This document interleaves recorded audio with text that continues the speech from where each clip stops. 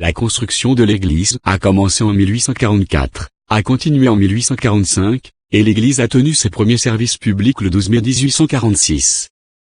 Richard Upjohn, un architecte proéminent bien connu pour des églises gothiques pour des congrégations épiscopales, a conçu l'église.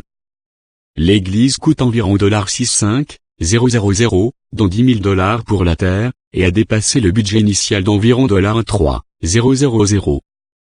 En 1869, la construction a commencé sur une adjonction conçue par Leopold Heinlitz, qui avait auparavant travaillé pour Richard Upjohn.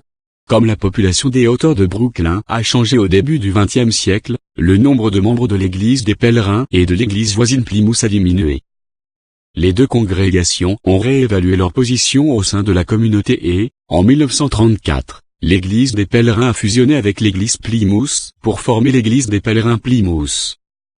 En raison de la croissance de la communauté maronite de Brooklyn, la recherche d'une nouvelle église a commencé en 1938. Le 8 décembre 1943, le père Mansour Stephen, le neveu du père Kerala Stephen, a signé un contrat pour acheter l'ancienne église des pèlerins congrégationalistes à l'angle sud-est de Henry Street et Remsen Street dans les hauteurs de Brooklyn pour $70000. Le 27 juin 1977, l'église de Notre-Dame du Liban a été désignée comme la cathédrale du diocèse de Saint-Maron-États-Unis, lorsque le siège éparchial a été transféré de Détroit, Michigan à Brooklyn, New York.